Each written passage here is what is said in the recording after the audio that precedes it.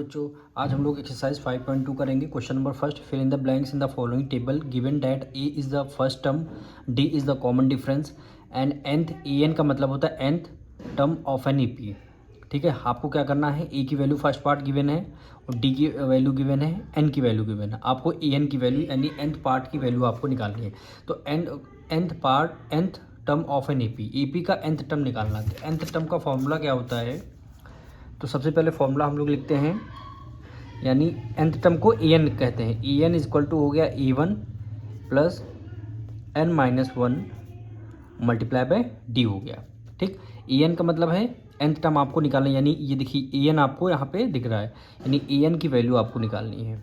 ए one का मतलब है ए की वैल्यू यहाँ पे फर्स्ट पार्ट में 7 गिवन है, तो आपने 7 यहाँ पे लिख दिया प्लस एन की वैल्यू कितनी है, देखिए एन की वैल्यू 8 गिवन है, तो यहाँ पे 8 हो गया माइनस 1 हो गया। अब डी की वैल्यू यहाँ पे 3 गिवन है, तो हमने 3 कर लिया। अब इसको हमें सॉल्व करना है, यानी 7 प्लस 8 में से 1 माइनस कर देंगे 7 मल्टीप्लाई बाय कितना हो गया 3 हो गया, यानी 7 प्लस 7 3 जा 21 में 7 ऐड कर देंगे कितना हो गया 28 हो गया, यानी nth टर्म कितना आ गया 28 आ गया। वही यहाँ पे आपको लिखना है। अब इसका हम करेंगे सेकंड पार्ट, इसका सेकंड पार्ट करते हैं।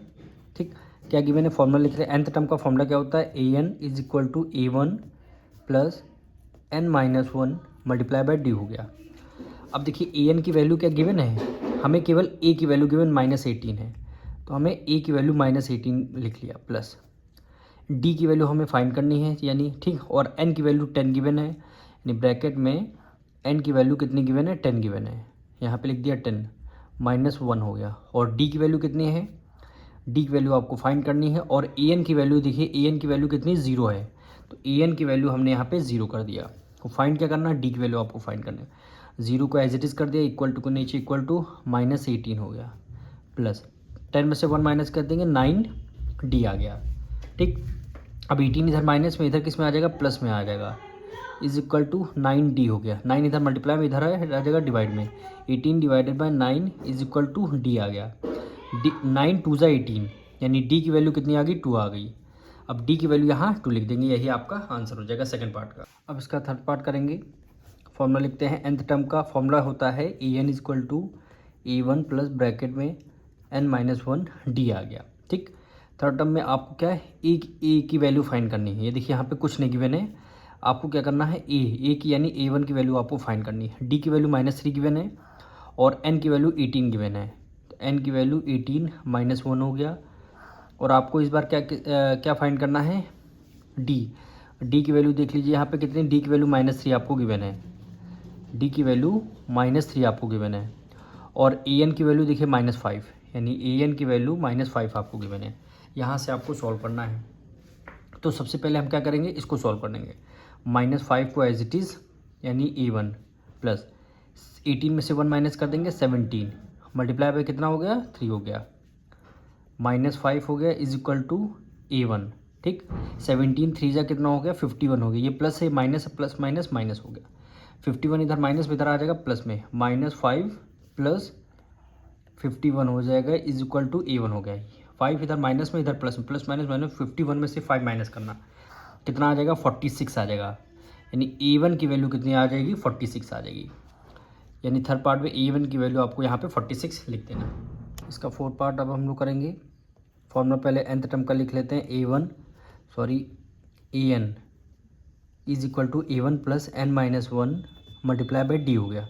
nth टर्म यानी देखिए इस बार आपको ए वन की वैल्यू गिवन है, तो ए वन कितना हो गया -18.9 हो गया। ठीक, डी की वैल्यू 2.5 गिवन है, तो क्या एन की वैल्यू गिवन है, एन की वैल्यू आपको फाइंड करनी है, n-1, ये देखिए एन की वैल्यू फाइंड करनी है, और ए एन की वैल्यू 3.6 गिवन है, यहाँ पे लिख लेते हैं ए एन की वैल्यू 3.6 गिवन है, और डी की वैल्यू कितने गिवन है 2.5, डी की वैल्यू 2.5 गिवन है। अब हमें क्या करना है, इसको आगे सॉल्व करेंगे, यानी 3.6। अब देखिए 18.9 इधर माइनस में, इक्वल टू के इस तरफ ले आएंगे, ये प्लस में हो जाएगा, यानी 18.9 आ जाएगा। ठीक, 2.5 के मल्टीप्लाई एन से करेंगे तो कितना हो गया 2.5 एन हो गया, माइनस से माइनस कर दिया। 2.5 के मल्टीप्लाई 1 से करेंगे कितना हो गया 2.5 हो गया।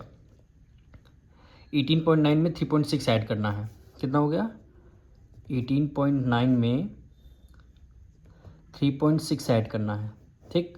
9 + 6 15, पॉइंट नीचे पॉइंट 1 कैरी, 8 + 3 11, 1 12, 1 कैरी 2, 22.5 कितना हो गया 22.5। 22.5 अब 2.5 देखिए इधर माइनस में इधर आ जाएगा और प्लस में आ जाएगा, ठीक। प्लस 2.5 कर दिया, इक्वल टू के इस तरफ केवल 2.5 बचेगा। क्या बचेगा 2.5 n बचेगा, ये वाला टर्म बचेगा। 2.5 इधर प्लस में लाए हैं। अब 22.5 से 2.5 ऐड करेंगे तो 5 + 5 10 हो गया, पॉइंट नीचे पॉइंट 1 कैरी, 2 में 2 ऐड कर लिया, कितना हो गया 4, 4 1 5 हो गया। फिर हमने 2 को as it is write down कर लिया, इज इक्वल टू 2.5 n हो गया। अब डेसिमल बाय 0 है, इसकी कोई वैल्यू नहीं, इसको इग्नोर कर देंगे, डायरेक्ट लिखेंगे 25। 2.5 इधर मल्टीप्लाई में है, इधर आ जाएगा डिवाइड डिनोमिनेटर में, ठीक। डेसिमल हटते ही ऊपर एक 0 आ जाएगा। 25 वन टाइम 0 आ गया, यानी n की वैल्यू कितनी आ गई 10 आ चुकी है। तो n की जगह यहाँ क्या कर देंगे हम 10 कर देंगे। अब हम करेंगे इसका फिफ्थ पार्ट। n टर्म का फॉर्मूला लिखना है an = a1 + n-1 d हो गया, ठीक। क्या गिवन है a की वैल्यू 3.5 गिवन है, a की वैल्यू 3.5 गिवन है, प्लस d की वैल्यू क्या 0 है, तो यहाँ पे d की वैल्यू पहले लिख जाइए। n की वैल्यू क्या गिवन है हमें, n की वैल्यू 1.5 गिवन है, सॉरी 105 गिवन है, -1 आ गया।